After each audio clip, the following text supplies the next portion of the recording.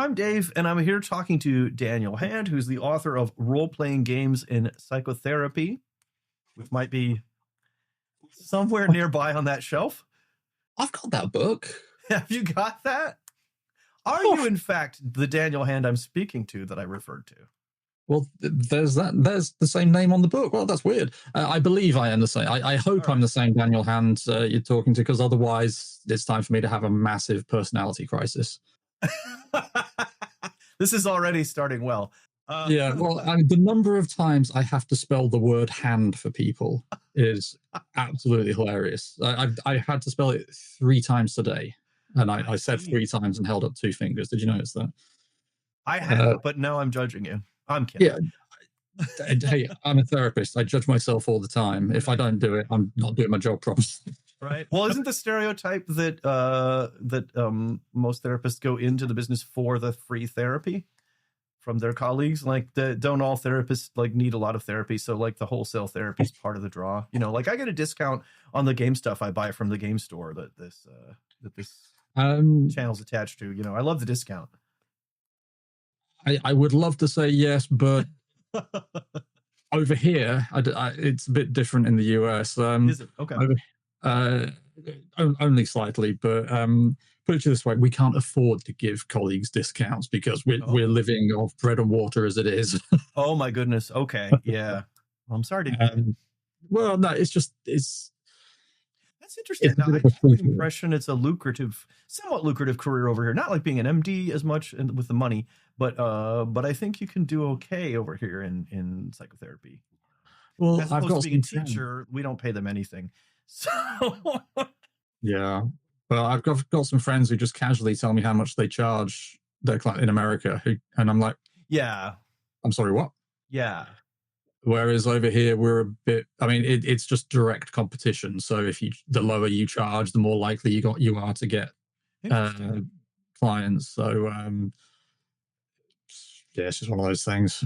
So either we can't afford to give free counseling to our colleagues, or we can't afford to go to counseling. Oh man! Wow, I just stumbled into a sad thing right at the top of this video just by making jokes.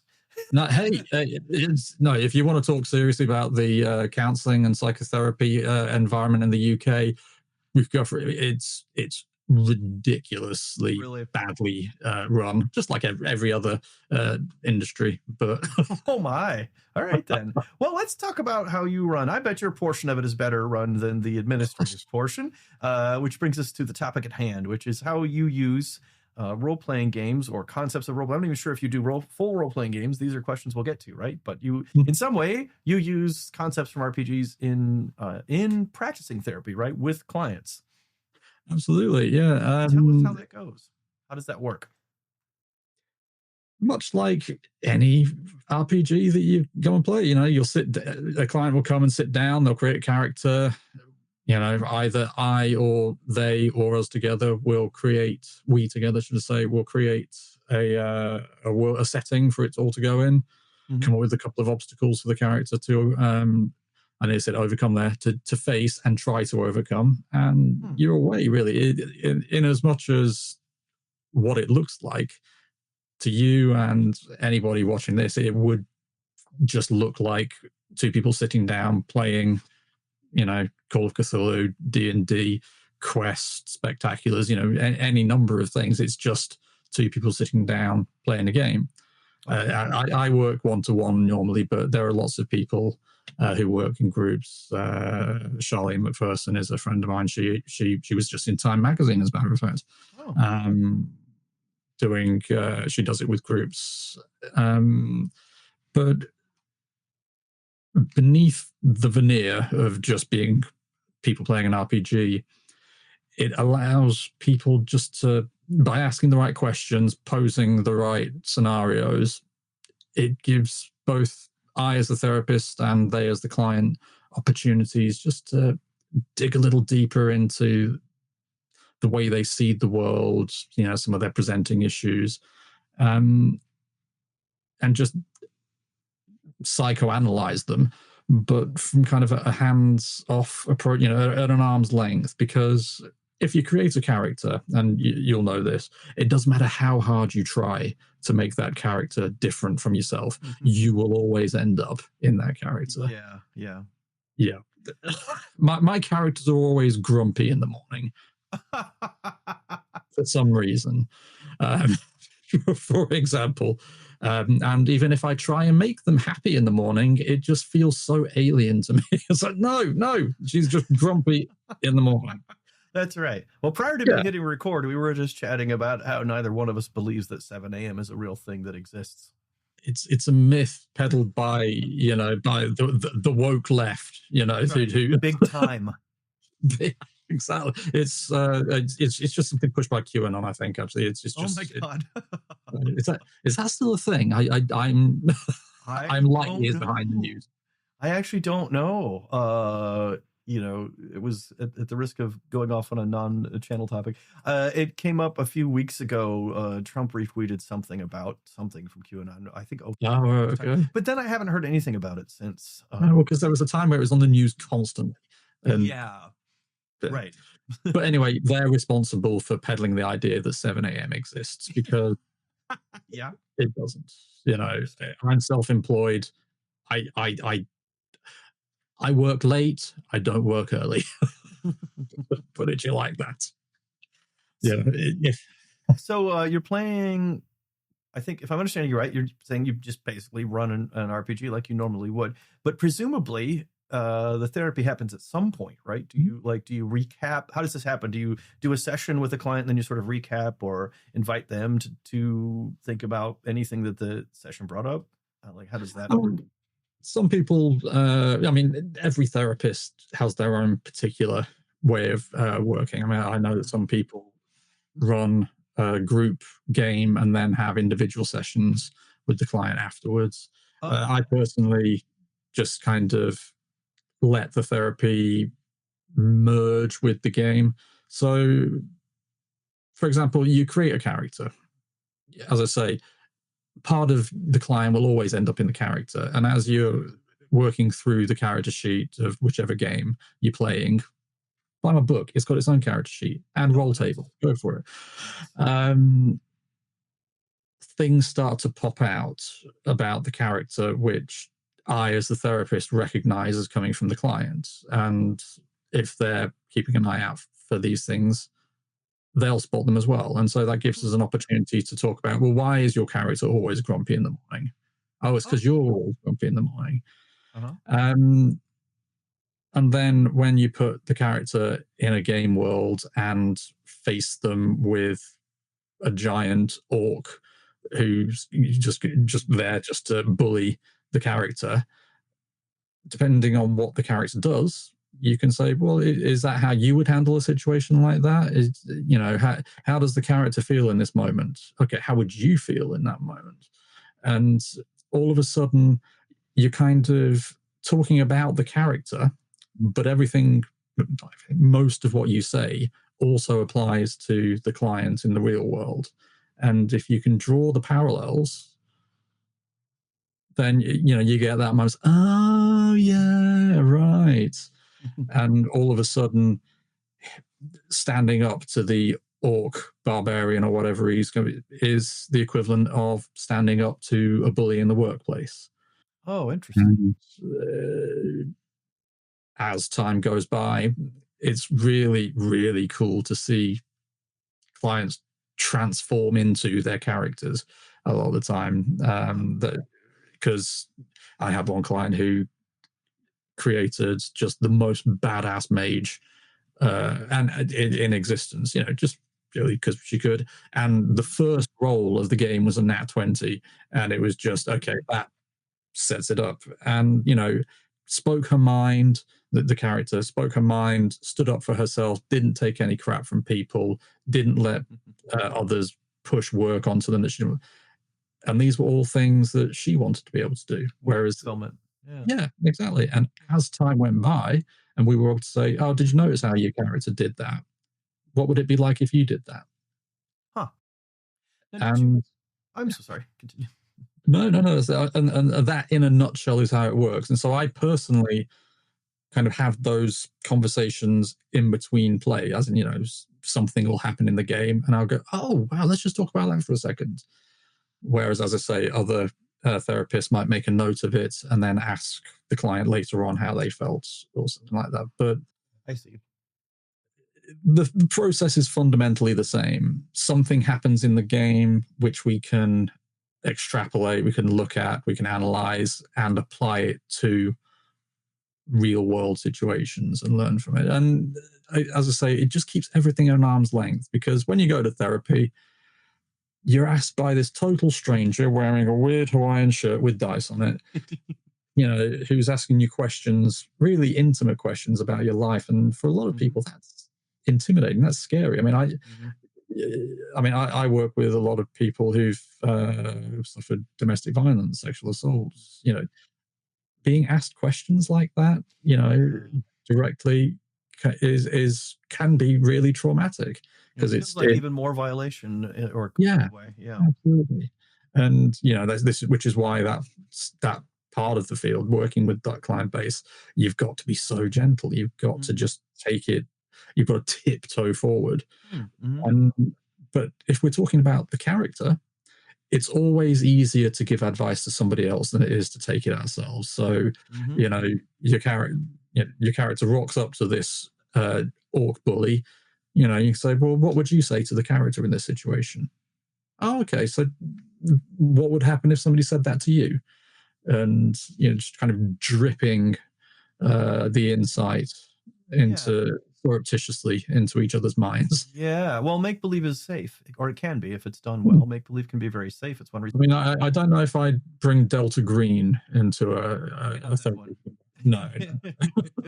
Maybe not 10. Actually, I was about to say maybe not 10 candles, but then my brain completely flipped on me, and I thought, I don't know if you know that game. That could be extremely therapeutic because it's about confronting the reality of death. I'm gonna. It's too off topic, but 10 Candles is an indie. I think it's just free. It might be free. It's very cheap, if not. Very simple game. You have 10 candles that are lit on the table. Each of the characters is going to die, and when they do, the candle goes out. And the point is to have an interesting death. That sounds epic. It's a survival horror trope. It's basically a survival horror trope is what it's built for. Okay, so did you say it's free? Because otherwise you just cost me money. It's either free or inexpensive.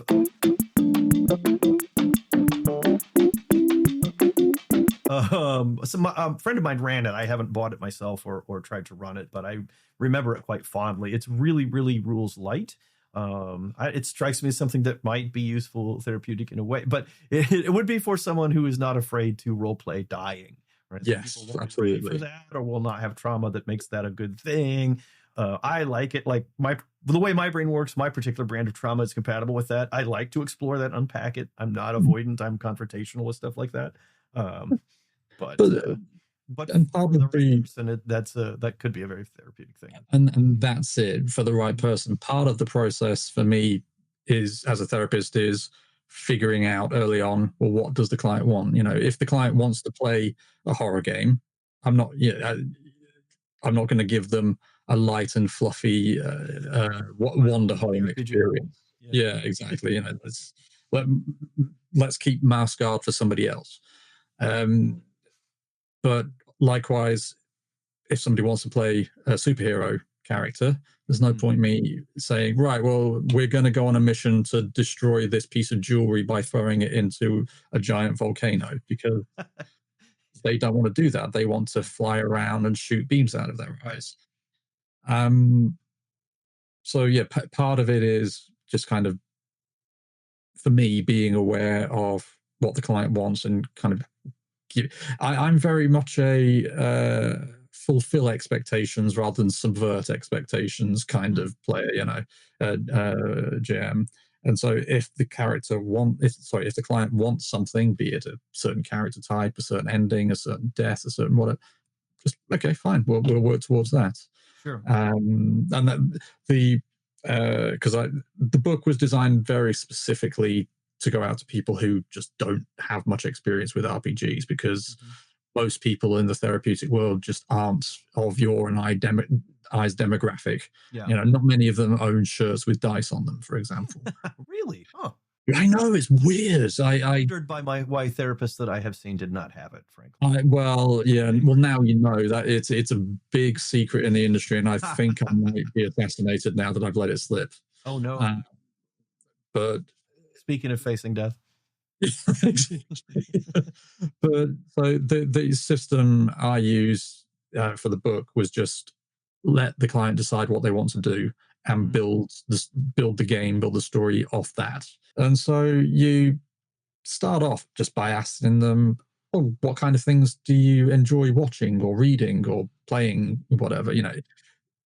And if you get the no, you just offer them solutions to the question. Do you like watching Marvel? Or have you read Lord of the Rings? Do you enjoy Star Trek? Just offer them ideas, and eventually you'll get something from them saying, well, I quite like this kind of thing. Okay, fine, let's go with that. Yeah. And if you just build things up in snippets, either be it, first build up the character and then build the world that they live in, and then build the big bad evil guy that they've got to go and beat. All of a sudden, you've got an entire scenario lined up in front of you, which means you've got this character who you've analyzed as you're building them in this world that you're analyzing as you're building it up against these big bad evil guys that you're analyzing as they're fighting them. And you're therapizing the client without anybody really noticing it. Yeah. Which is a lot of fun. Interesting. So when you, let's say you have a new client, do you begin at all by asking them about issues that are bothering them? Do you avoid that and go right into just talking about what kind of game they play? Like, do you do any setup, or you want to know? I mean, I'm sure you ask them why they're there or what brought them to therapy, but I'm wondering how much of that, or do you try to not front load it? Like, do you try to front load it as little as possible, or do you want some kind of setup about, what how they feel about it and think about it? You need to know what they're there for. Yeah, sure. Because RPG therapy isn't going to be for every client. Even if they came to you thinking that that's what they wanted, actually, maybe we need something a bit more, at this stage, a bit more traditional, a bit more archaeological. Let's just dig a bit deeper because we need to figure out what's going on here. Yeah. But so I tend to do 1 or 2 sessions just getting to know them as well, because they might decide after 1 session I'm a madman and they don't want to talk to me anymore. By the way, I am. So if you want madmen, just drop me a line. I'm here. There you go. But so yes, you've got to get an idea as to why they're there and who they are, and let them get an idea for who I am. But again, that's, your mileage may vary. I give a couple of sessions just to figure things out. Other therapists might not. It's annoyingly, it's going to be down to the individual you pick. Well, that's true of any kind of therapy. I've found, at least anecdotally, like, compatibility and nature of approach and these things, like, it's very individualized, at least for me. Well, the most important element of any therapeutic process is the relationship between the client and the therapist, counselor, coach, whatever title they use. And if you just don't click, it doesn't matter how hard you try. It's going to feel tortured. Right. Yeah, fair enough. But that's where the game comes in, because it for certain people, it transforms therapy into an adventure. Suddenly it stops being, oh gosh, I've got therapy in 6 hours. He's going to ask me questions. He's going to ask me what my mum said to me on my birthday, isn't he? Whereas now it's, I've got therapy soon. I've got a sword. We've got a jet. What am I going to talk about today? What's important to me? How do I? Yeah, I think that every time before I go into a therapy session, and because one of my issues is anxiety. That's not surprising, right? I even worry about, how do I get the most out of the therapy session? I better know what I want to talk about today. It better be the most important thing bothering me. And then I start thinking, like, well, that's not healthy. I will, a free tip. Every time a client comes to me and says, I don't know what to talk about today, those are always the sessions where you're going to get most out of it, because if you haven't got something immediately present that's happening, because if you bring something to the session, it tends to be because it's happened to you recently. Whereas if you haven't got any of that, that means you're in a position to really dig beneath the surface and do the actual work. So no, never be afraid of not having something to talk about, because you'll find that they're the most helpful sessions you have. Yeah, interesting. Do you find, I'm wondering, like, you already mentioned that this isn't necessarily the right thing for every client. And I'm also wondering if it's like not the right thing for every, I don't know what the word is, prognosis or issue they're dealing. Like I only have myself as my best example, right? Functionally, one of my biggest hindrances in life is ADHD that can't be treated by meds because the side effects are unlivable for me. And so it's the bane of my existence. I spend half my professional time is done computer programming, where working memory is important. And I have all kinds of coping mechanisms, but my working memory is terrible. This is also Sorry, who are you? Who am I? Yeah, so I'm sure I recognize your face, but I'm sorry, I don't think. Have we met? Are you saying that you can relate? Is that what you're saying? I'm saying that if it happened before this morning, it didn't happen. Like 7 a.m. That's another reason it doesn't. Like 7 a.m. Absolutely, yeah. What a con. Yesterday, the whole concept of yesterday is a conspiracy theory as well. Philosophically, you might be onto something there, but because there is no such thing as the past. It doesn't exist, right? It's gone. Yeah, wibbly wobbly, timey wimey. Exactly. Now I've fascinated myself out of my own question. Oh, I remember what it was. So are there specific things like, I don't know, like I've read that CPTSD, some people suggest that cognitive behavioral therapy is not good for that. There was an era not so long ago where CBT was the big layperson's popular thing, and people were interested in it, and I was interested in it a lot. But to be perfectly candid, I deal with a lot of CPTSD from a traumatic upbringing, and there were aspects of CBT to me that felt like I don't like. I feel accused by this or judged by it. That's not helpful to me. I get where it's coming from. Anyway, that's just a side example. Like, are there certain types of issues people are dealing with that don't lend themselves well? Or conversely, are there certain types of issues that do lend themselves really well to it? Or do you find that it isn't an issue, a matter of the issue, maybe a matter of the person, what their individual needs are? Well, let's take those points in order. So, sorry, I threw a lot at you. No. So, if you want to get into quotes about time, just listen to Meatloaf. It's like, is it Read 'em and Weep? I think we put for the end of time. He was at one point. Is that right? Oh yeah, that's. Oh my god, yeah. Because he was going to love them till the end of time. So and now I'm praying for the end of time to hurry up and arrive. Because if I've got to spend another minute with you, I don't think I could really survive. You don't like Meatloaf at all, obviously. Not at all. But we let the past slip away and put the future on hold. Now the present is nothing but a hollowed out dream. Wow. The objects in the rear view mirror may appear closer than they are. Right? Yeah. The man died, just a diamond. CBT, wobbly guy. Well, apparently. I mean, it's a shame he went the way he did, but frankly, I was surprised he lived that long. Yeah. CBT was big for a while and still is big with big organizations like the NHS, for example, because it's quick. It offers you a couple of sessions and you're done. It's very good for conveyor belt therapy. You come along, you have a couple of sessions, you're out the door. Next. Well, and there's so many instruments it uses. It seems to me like for something like the NHS, the quantifiability of progress that it promises would really tick some boxes, literally and otherwise, right? Mm-hmm, absolutely. For something that needs to be quantified and some agency has to assess it. That makes sense to me. Absolutely. But with things like PTSD, as you mentioned, a big problem with CBT is it kind of asks you to think about the things that are bothering you so that you can change how you respond to the things that are bothering you. Right. And if you've got PTSD, be it from a traumatic upbringing, be it from military service, I'm from a military family myself, and I work with a lot of veterans, and you don't want to be thinking about what you experienced in Iraq.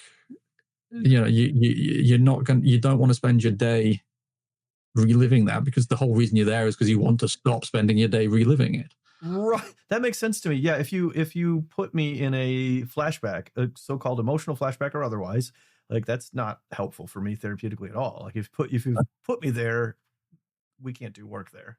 No, exactly. And every now and again, you know, self-disclosure, I just have the urge to sit in the corner and just help roll myself up to a ball, because when I was a kid, I used to hide behind the satellite dish back in the days when they were massive things that, yeah, that you had. And, you know, it's trauma, especially, is something that you've got to handle with kid gloves. And oddly enough, trauma is kind of the ideal scenario issue to work with in RPGs, because again, it's the character who's going through all the risks. So you can, it doesn't matter what happens, you, the player, the client, is not going to get hurt. You is not going to get hurt. And you aren't going to get hurt when you say, I attack the dragon. Right. But you can then later on say, well, how did your gnome cleric deal with having killed that dragon? You know, what are they feeling now? And again, just talking about somebody else's feelings means that we can learn those lessons, but we're learning them vicariously without remembering that time the grenade went off. That makes sense. You're drawing the shape of it, but you're not putting me in that place.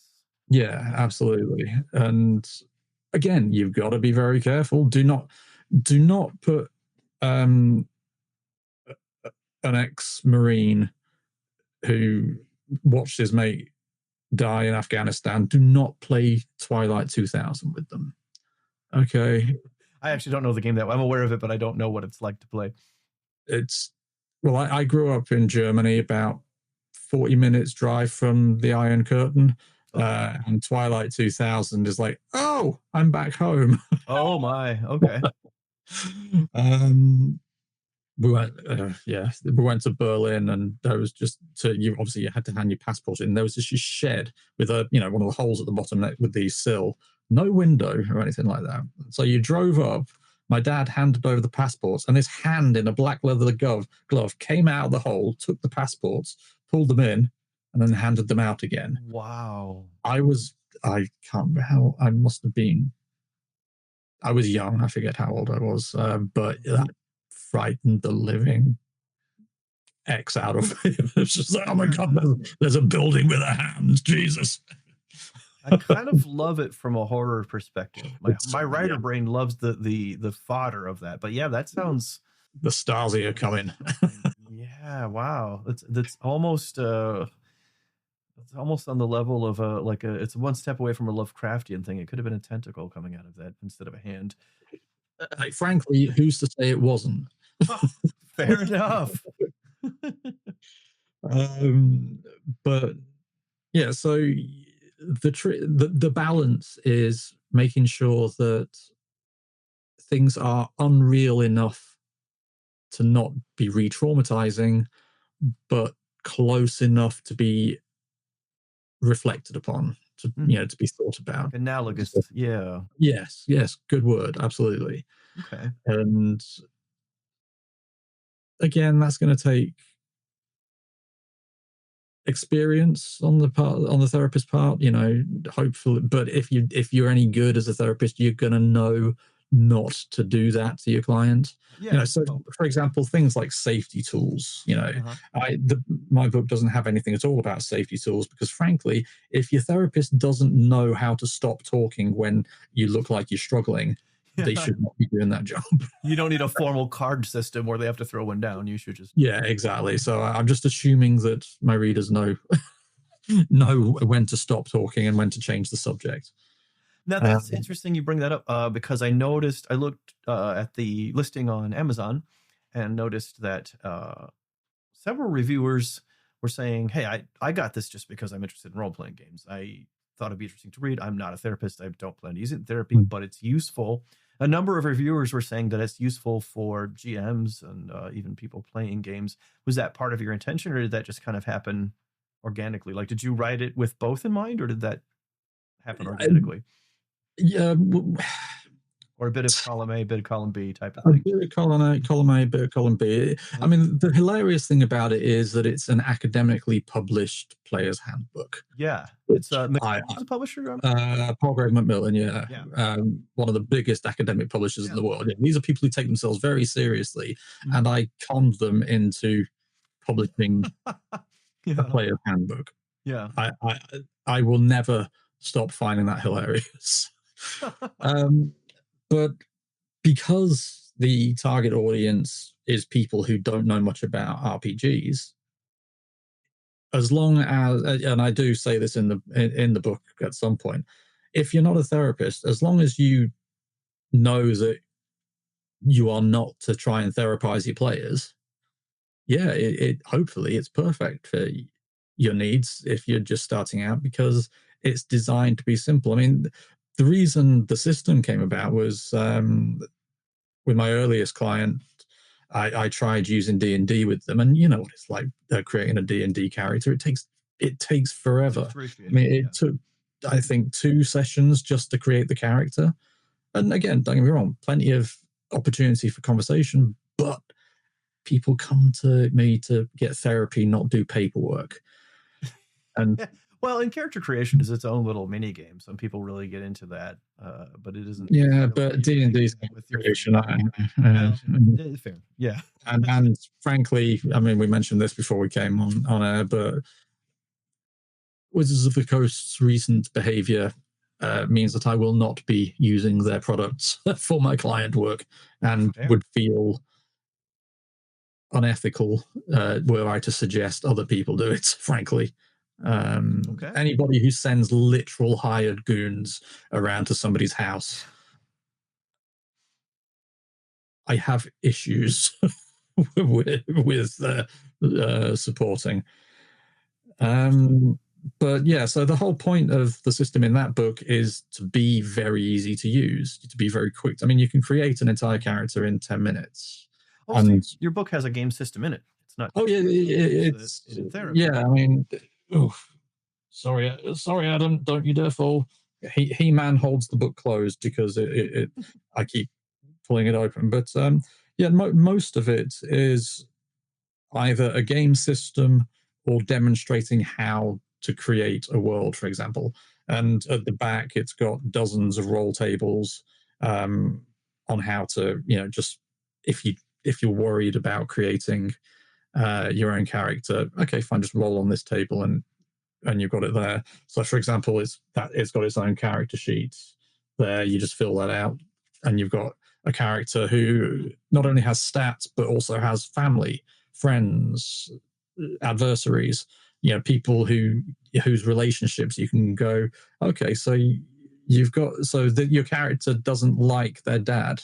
Tell me, how do you feel about your dad, for example?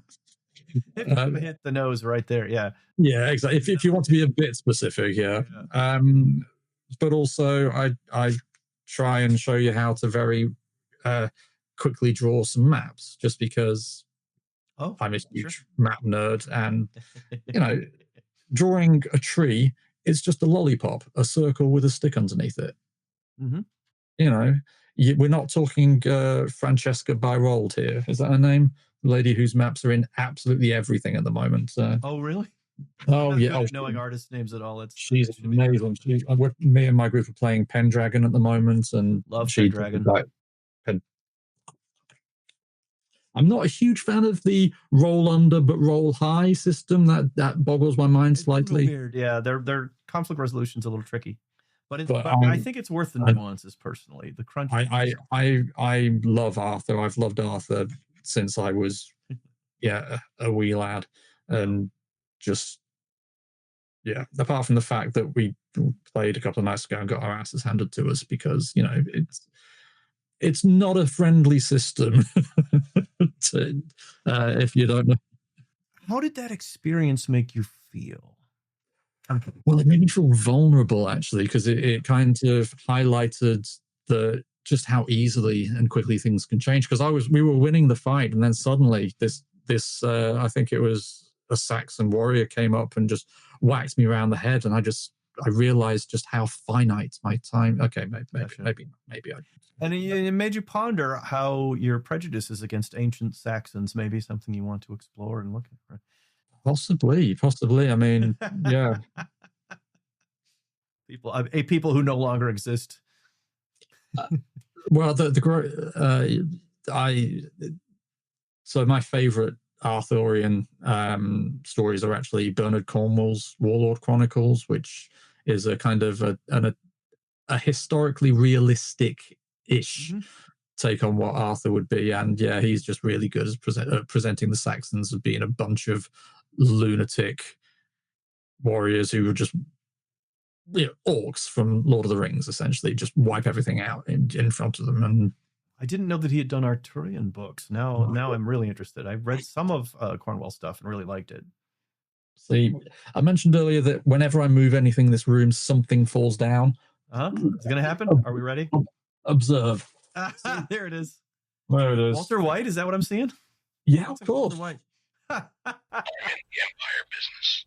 I am the one who knocks. Fantastic. Did he say Empire business? That makes me think about. Yeah, because that's just a quote from the show. I'm not in the drug business. I'm in the Empire business. Oh, right. I've had 40K on the brain lately. So I'm now imagining Walter White as a really effective, or maybe more specifically, Heisenberg as a really effective inquisitor. But I'll let that thought go away. I think you could get away with that. You were saying, though. The first in the Warlord Chronicles is the Winter King. Awesome. Cornwell's fantastic. Then you've got Enemy of God and Excalibur, and if I take those down, literally, I will be buried. So let's just assume that they exist. But yeah, Pendragon is great, and War Gods, and the maps are gorgeous. This is Francesca's work. Oh, okay. And I love a good map. But I like to think some of the maps I draw are okay, but they don't have to be. If I will scribble down a few landmarks, all of a sudden I've got a world that's big enough to send the client's character on an adventure. And a lot of us, like me, turn toward. This is a sidebar, but it's an interesting one for my channel anyway. So we'll explore it. For me, I notice I tend to reach for digital tools right away. Like, I'm a digital native, even though I'm older than millennials. I am basically a digital native because I was an early adopter, and my parents entertained and encouraged that, and which was a good move because I started to make a decent career out of it for quite a while, right? So I tend to reach for digital tools first. I tend to think, handwriting, I'm not going to save it. And again, there's a very real thing with my brand of ADHD, or wherever my behavior falls on the ADHD spectra.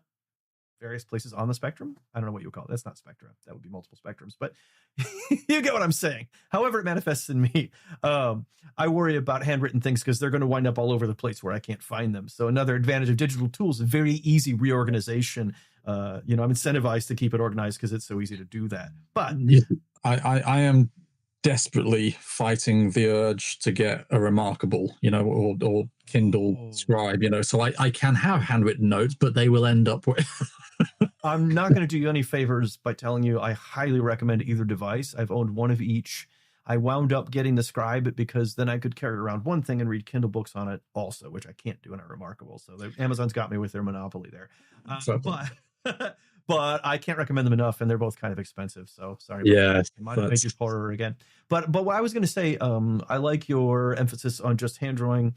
When I think about other things I've done, like UI design in programming, there's a real point to not trying to draw up a nicely designed screen first, because then you start to feel married to it, and you don't want to get there yet. And if you're world building as a GM and you're hand drawing maps that you start casually like, this doesn't have to be fancy, I'm not going to publish this. That seems like a great way to sketch it out initially with low pressure and lots of ability to change, especially if you're using a pencil and not a pen. Absolutely. And I'm just looking around here trying to find. So on my channel, I've got a YouTube channel called the RPG Therapist.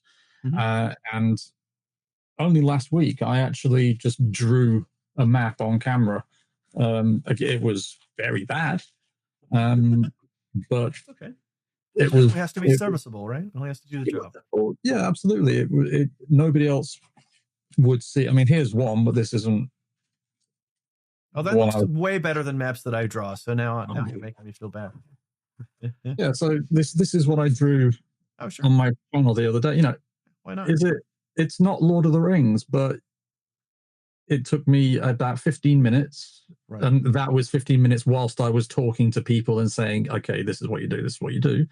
But all of a sudden we've got a safe place for the character to return to, a bit like in a West Marches game, you know, always give them somewhere safe to go. We've got an enchanted forest. We've got a river with, I don't know, mermaids in it. We've got a castle. We've got mountain, you know, we've got a mysterious island.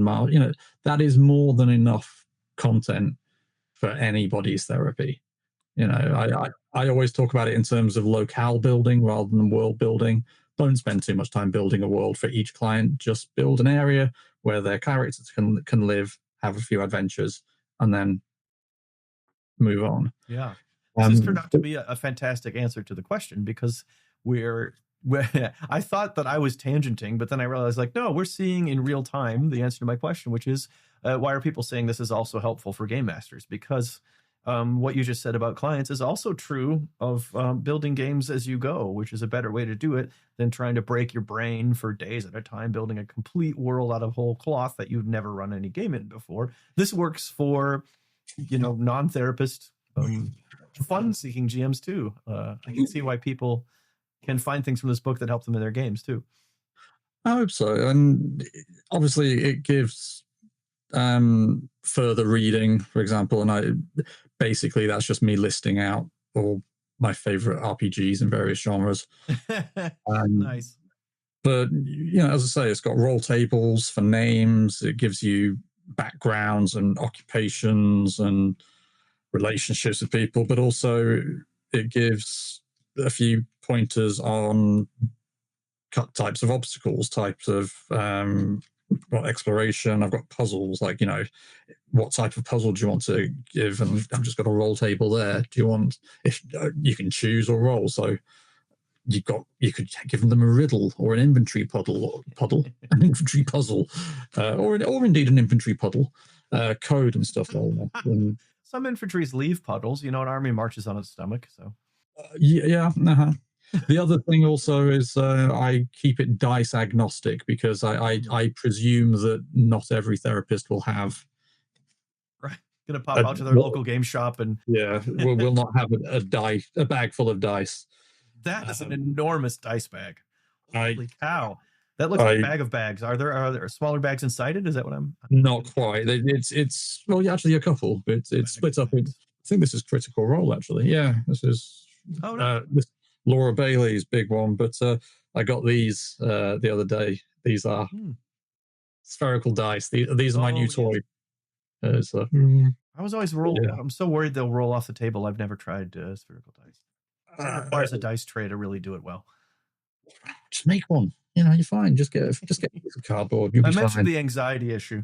Yes, you did. Solving problems I don't even have. That's one of my specialties. I hear that.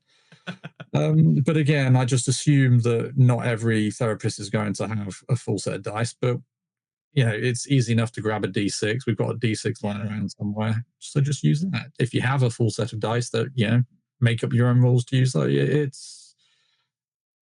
I want it to be as beginner friendly as possible. Yeah, and therefore, because it's beginner friendly for therapists, it's also beginner friendly for not therapists. Right. Just so long as, you know, you don't sit down at your table and ask your players how they feel. You know, leave that part out. Let the professionals do that part. Yep. You just sit down and use the book to learn how to draw maps. Oh, and that's a pretty important caveat. I hadn't thought of that either. Like someone like me who is interested in psychology, but not in becoming a professional. It's just a topic that interests me a lot. I read about it. Who also likes to run role-playing games could very easily kind of fall into the trap of like, ooh, I could kind of do that with my players. So that sounds like something you absolutely ought to avoid. You meaning me, not well. You're a professional. But you as the GM, but also you as players. I mean, I've heard. Yeah. I'm not entirely. I don't know how many cons you go to, but I've heard from a lot of people. Like I spoke to Baron Derop a little while ago, for example, and lots of other people who, YouTube personalities who go to cons, and they apparently it's getting worse and worse. People just bring their issues to the table and and try and explore it via the game, and that's just really not fair on anybody else either. Because if you're running through your trauma at the game at the table, it's going to traumatize everybody else around you. Right. So, but if you'll know this, playing an RPG or playing a board game of any kind is inherently therapeutic, because you're spending time with people you like, or in theory you're spending time with people that you like. You're doing something you enjoy. It's time not spent worrying about life, the universe, and everything. Right. And you go away feeling energized, feeling happy. And even though Saxon Warriors came along and bitch slapped us, we had a good time doing it. Right. And so let that be that your therapy. Just let it be a game, enjoy it, and that will have a big impact. And if you're interested, by all means, read what's in there about the mental health stuff. But just don't just promise not to try and use it, please. For the love of God, promise not to try and use it. Yeah, that makes sense, and it's an important thing to mention. I'm glad we got it into this interview too. These things also make me think, and again, total layperson here, so tell me if this vibe is wrong, but the vibe I'm getting a little bit is that this can function. The idea of having the role-playing game be something approachable, like a safe environment in which to kind of unpack things a little bit, using almost analogs of the self, I guess, strikes me as being pretty similar to like the way art therapy is used, or like this is the canvas. This is this creative canvas that brings creativity into therapy, and the creativity allows us to sort of paint something onto that canvas as I keep using the word client, which sounds sterile. I don't need to. No, I mean, I think, a lot of my American colleagues call them patients, but we're a bit more. They're not patient. I like client better, because patient is a little. It can sound judgy. Yeah, you're sick. Yeah, it can sound a little bit like that. Yeah, but anyway, I almost completely lost my train of thought. Oh yeah. Like, is that accurate to say that it is in this? I know this is a dangerous thing I'm going to invoke, but I just want to invoke it in a loose way, kind of the way Rorschach used to work. I know that's considered kind of outmoded and even sometimes not a great thing to use, but like there's a similar thing going on, right? By saying, what do you see in this? How do your thoughts just sort of start to manifest into this thing you've created, or in that case, someone else created, and you're looking at it, but your brain is making connections. With a Rorschach, your brain is making connections out of a shape that presumably wasn't intended to be anything. Yeah, it's interesting that when you said Rorschach, my brain immediately went to Watchmen. So I was like, Rorschach, what are you talking? Oh, well, of course, you actually the actual Rorschach test. Yeah. But I mean, play therapy has existed for a long time.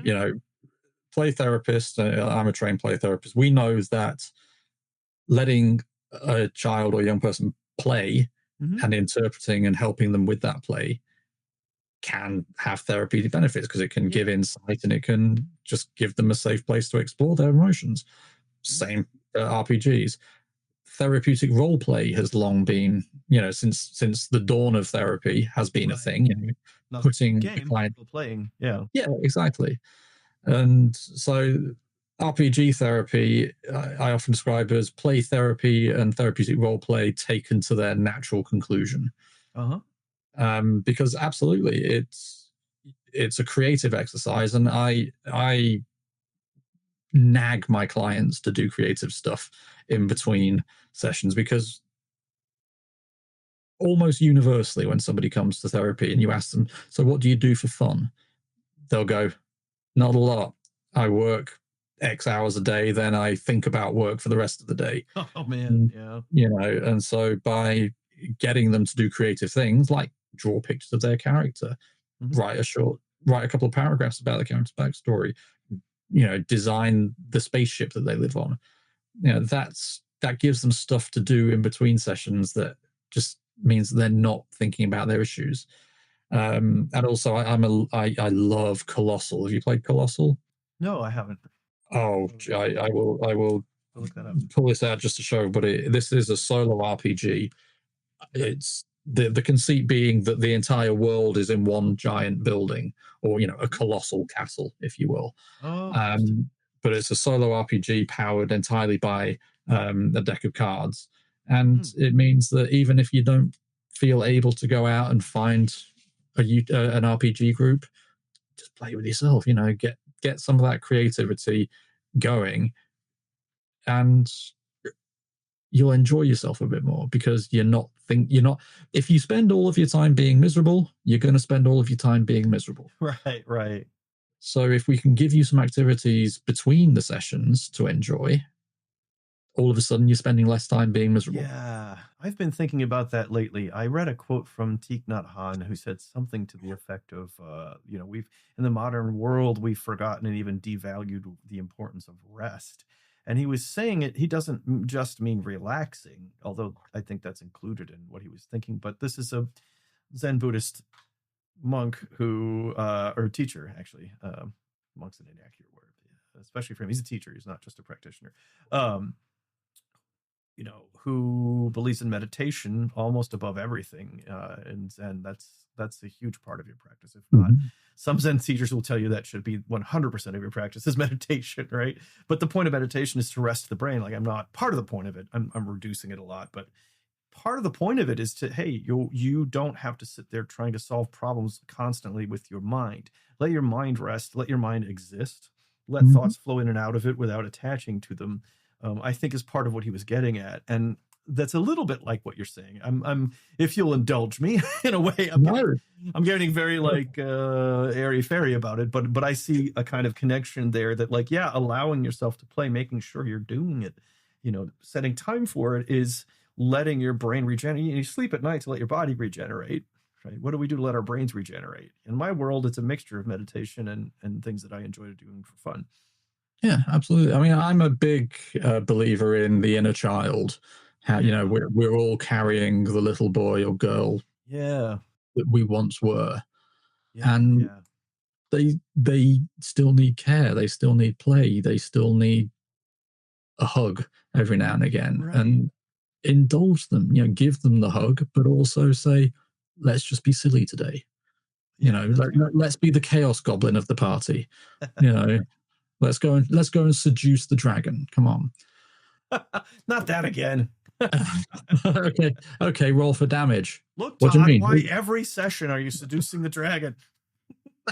And that's just it. You will learn what people want to get out of the game. I mean, this job is it's a thinking job. When I'm sitting like this, I am working my proverbials off. I'm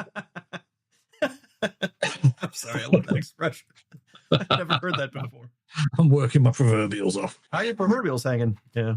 Don't answer that. That's not a yeah. That's for the X-rated cut afterwards. That's for the director's cut. We do that on our OnlyFans after dark. Oh, you've got one of those too, have you? I do not. I know some people. I know some hobby YouTubers who do, but that's a whole other conversation. Isn't it just?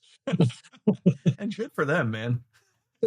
When I play, therefore, I don't really want to spend my time thinking about things. I want to have axe and kill, so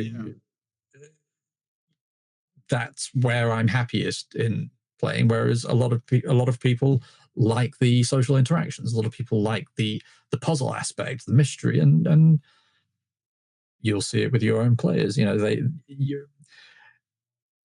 If we come together as friends and learn about each other and make the game accessible to each other and don't be that player, capital T, capital P, right? We're all winners. Yeah. Yeah, that's a good way to put it. Seth Skorkowski a couple of days ago did a video on the rules lawyer, and it was I'm just like, yeah, don't be that. You know, there is a rules scholar by all means, rules lawyer. Just don't. Please, we're here to have fun. I'm not here to do paperwork. Yeah. Yeah. Speaking of games at the level of D&D and Crunchier, yeah, a lot of paperwork. I'm currently reading through Spectaculars, if you've heard of that one. I don't know it. No, yeah. I know shockingly little for someone who does what I do for a living. Hey, join the club.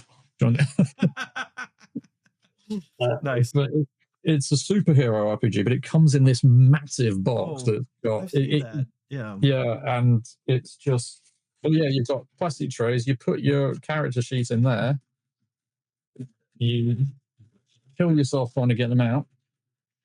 It's part of the game. And you draw cards and just slot the card onto your character sheet, and all of a sudden you've got a superhero. I love things like this because it means I don't have to think too hard. Have you noticed that between down at the box and up that I've gone half into shadow? And what does this suggest to you psychologically? How does that make you feel? Well, the question is, how does it make you feel? I mean, I'm embarrassed because one of my lighting rig's batteries just died in the middle of a video, but I'll get over it. Yeah. I mean, if I'm honest, I've got it's not the highest on my list of concerns in life. Me either. But I just wanted to make a joke about that. I'm half intrigued. Yeah, speaking of learning things, I'm what's slightly higher on my list of things is, oh my God, how am I going to get all that stuff back into that box? Oh yeah, you're welcome for that, I guess. Oh, they both just went out. That's hilarious. It's all getting in touch with my shadow side by doing this is what I'm saying. Yeah, well, I love using tarot cards and oracle cards for that kind of thing as well. Getting in touch with the shadow side, and it's but RPGs are great for getting in touch with your shadow side. That's true. You know, letting. But I mean, murder hobos exist for a reason. You know, because we just want. Sometimes we just want to kill something. Yeah, that's true. That's interesting. Between you and me, society kind of frowns on that. I've heard that, yeah. So, but we can do it in the game. Just let yourself go. Enjoy, have fun, lop off a few heads. So we can indulge that part of ourselves without indulging that part of ourselves. Yeah. And that's therapeutic in itself. But it also means we can learn about ourselves and accept those part of ourselves and not beat ourselves up for them. For example, you're in the office and there's just this guy who just drives you up the wall and he made a joke at your expense and you had an uncharitable thought and you nearly, I used to work in academic publishing. And I was, I believe, the most complained about member of staff in the company's history. Oh, no. Yeah, well, yeah. I want to put on my tombstone. It was great.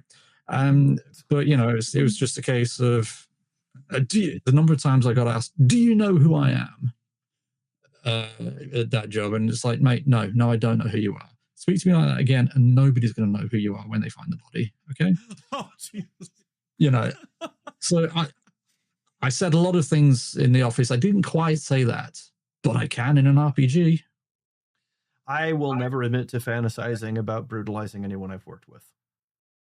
Particularly Cody, who's on my left here, might be listening to this. It never happens. Just never happens. That's not true. He's also me, which is good. If Cody disappears, we know why. Oh, yeah, I shouldn't have said that. Not his real name. I've got a last question for you here, and I'm sure we've got to continue. Oh, I almost made you do a spit take, too. I nearly sprayed my screen there, yeah.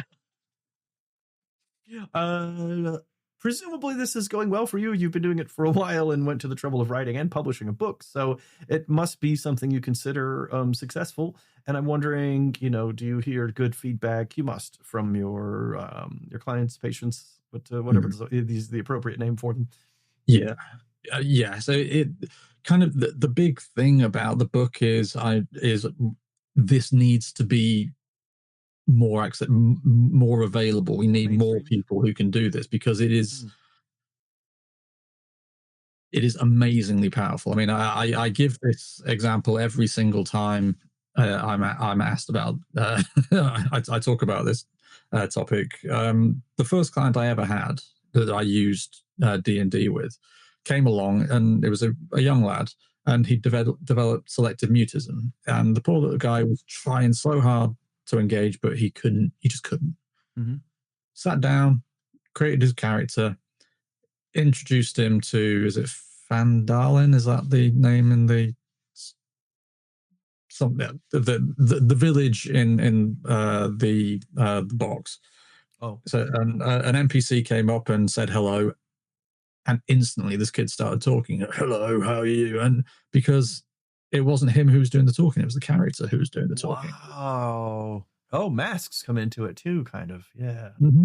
So we spent a bit of time letting the character do the talking, and then when we were ready, when things were a bit more comfortable, it was like, have you noticed how you're talking? Notice how the words have been coming out of your mouth, and the sky hasn't fallen. So let's see if we can practice that.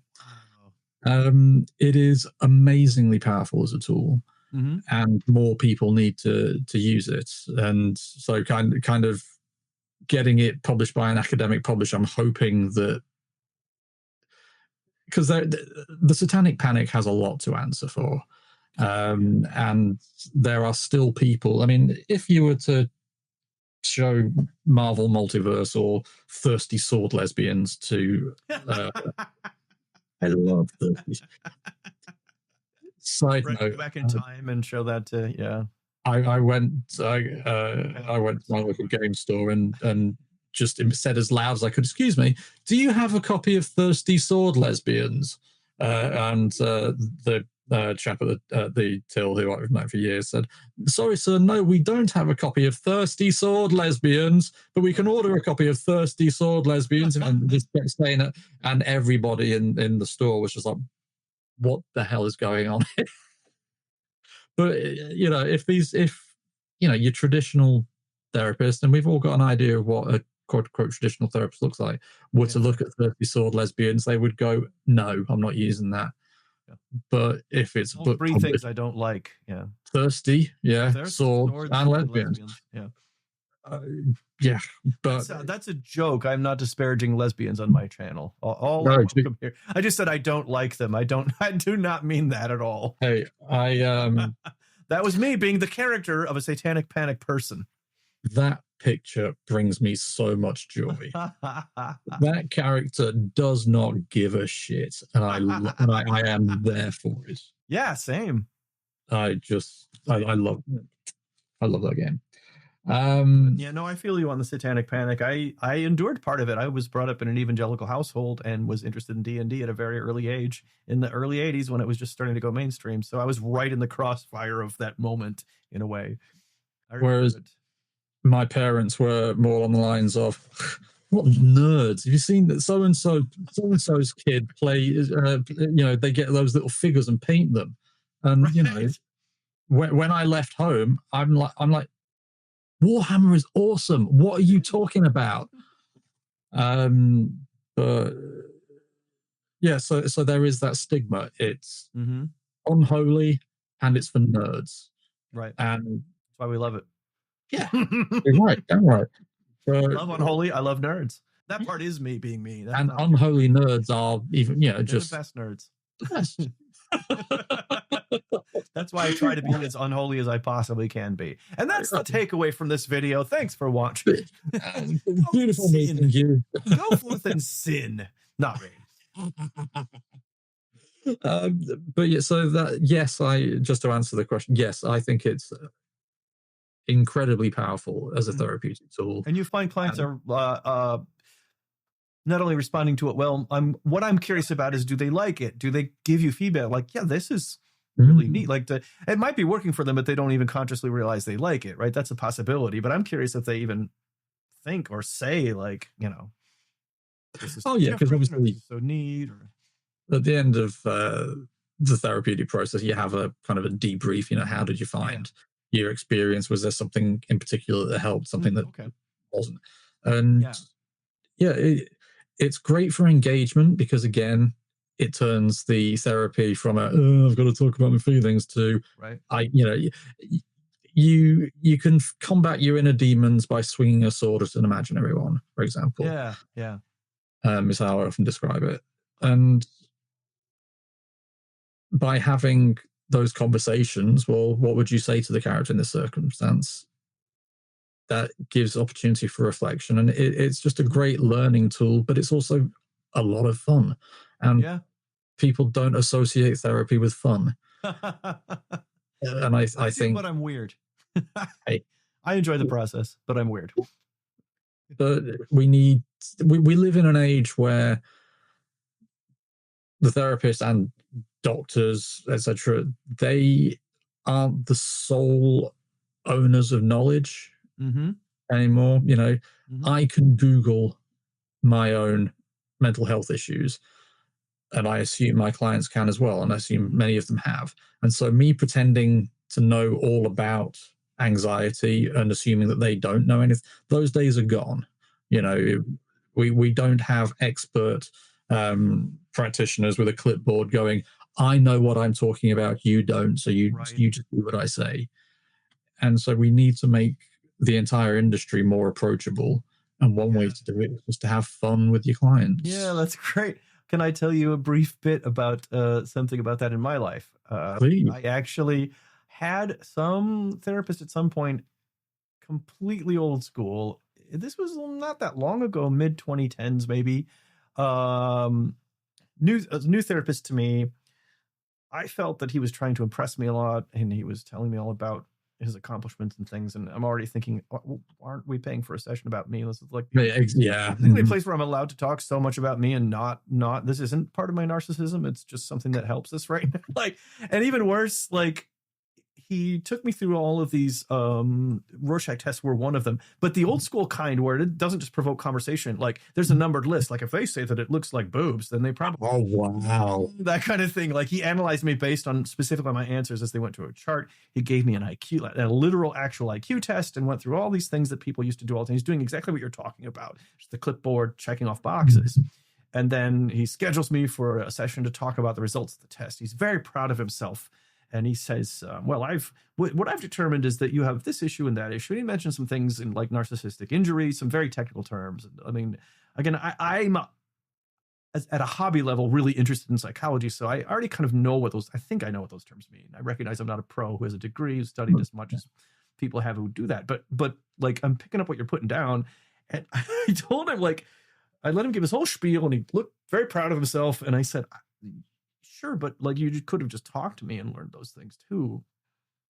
Like, it felt weird. It felt like those old videos and TV shows about like psychology in the 60s, where like, you're not a person, you're someone to be analyzed, and you're a test for the psychologist to get right. And what was it? I can't remember. Was it Saturday Night Live?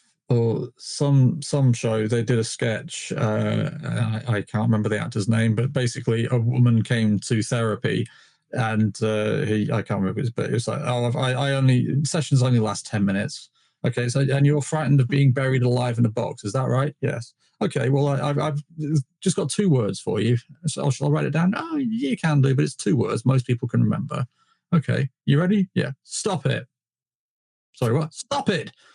STOP space IT period. Stop it. And that was the time. That's that Bob Newhart sketch, right? He did something like that on SNL. Bob Newhart yes. Yes. Yes. The unfortunate part of that is that people who are anti-psychology don't get the message I get out of that sketch. They got a completely different one, which is on the side of that character. Yeah, knock it off. Stop feeling bad. Like, Yeah, you know, That's not what I got out of that sketch, but okay. Yeah, feel happy is stupid. Stop that. Yeah. But yeah, stop that. Yeah, I mean, sometimes that's appropriate, you know. Well, here's an idea. Maybe if you don't want to have an argument with your wife about her butt looking big, just say that her butt doesn't look big. How about that an idea? That's fair. That is true. Yeah. Yeah. Doctor, my arm hurts when I do this. Yeah, that old joke, right? Well, don't. Yeah, exactly. Well, I hate to break it to you, son, but there is not a complicated process. And what I'm doing with the book and with my channel is hopefully demonstrating that this isn't a complicated process either. All it is, you're picking up some dice, and high number means good thing happen. Right. That's not rocket science. Right. But as an outsider going into RPGs, it can feel quite overwhelming because you've got so many options. Archaic, even or oh, it is mysterious. Why is there a 12-sided one? What do I exactly use my hand? Are there rituals? Yeah, do I need a pentagram somewhere? What's right. Yeah, I read what was that the Jack Chick tract that they made into a movie? Dangerous Dungeons, Dark Dungeons, whatever it is, Dark Dungeons. Well, it's another thing for you to Dangerous Dungeons. Giving each other discoveries today. Dark Dungeons. Yeah, that's right. It's a very American thing. I don't know if it's a really culturally expanded outside of not the one with Tom Hanks. No, that's Mazes and Monsters. That one is much bigger. Yeah, that one is probably more known in the English-speaking world more widely, or even I'm sure they translated it in other languages too, because that was a big thing. But no, Jack Chick is a guy who's an evangelical religious figure. I don't even know if he's still alive. He may have died by now. I'm not sure. Who believed in making comic books for children that would indoctrinate them religiously. And one thing was these little tracts, cheap little tracts you would buy, and instead of the typical tract, this is kind of like play therapy. Instead of the typical tract that tells you things and how to think, he did little comics in them. And he said he got this idea from Marxist propaganda, that they had little comic books they gave children. He's like, well, two can play at that game. So he did one called Dark Dungeons, and it's unintentionally hilarious. It's about how it is the Satanic Panic in a little comic book nutshell. And they're these tiny, like, comics that are, I don't know how to explain it, weird dimensions, small but long, like a 16 by 9 kind of ratio on them. Staple, like old school. Yeah. Color covers, black and white on the inside. They're beautiful line art. Chick is a great artist. But they're all so propagandistic. They're fascinating to read. I love it's about how all it's very like if you took Mazes and Monsters, which you're talking about with Tom Hanks, and you made it way more paranoid and religious, you wind up with Dark Dungeons. I'm gonna have to have a look at that. Sounds amazing. I'm a huge Narnia fan, but obviously everybody hates the fact that Narnia is all Christian, as Jesus and stuff like that. But Narnia is like C.S. Lewis isn't a hellfire and brimstone guy who wants to condemn. Like his type of religious writing isn't the Bible thumping, sinners type of thing. It's look how nice this is, and you come over and join us, not come over and join us or die. Right. This is that. Dark Dungeons is that. Come over and join us or be tortured for eternity. And by the way, your friends who are playing D&D are really worshiping demons. Here's a cutaway to an actual scene of how people play D&D. And it's not at all how people play D&D. Have you heard of Have you heard of Die? I know what the word means. So there was a comic book series called Die, all capitals DIE. And it was about a bunch of kids who got together to play an RPG, then got sucked into the RPG world, and then came out a few years later totally traumatized by their experience. Sounds amazing. But whilst he was writing the comic, Kieran Gillen was the author. They actually produced an RPG, and Rowan Rook and Deckard, who in my eyes can do no wrong. Rowan Rook and Deckard are just the best in existence. They helped produce the RPG, and this is dark as hell. Do not, therapists watching this, do not play this with your clients, because it is designed to traumatize the characters. Well, that's so my alley, though. It's so good. It's amazing. But it has some fantastic ideas in here that I would love to use with clients, because just by all means, just home rule it. Use some of the ideas. Just don't play the game as is. For example, they have the Emotion Knight, which is a warrior who uses emotions to power his attacks. And this is an RPG mind that has an emotion wheel in it. Oh wow! So it's so good. But so if you wanted to play an anger knight, your character would have to get angry if it wants to use its magical attacks. And you wouldn't like how is that not?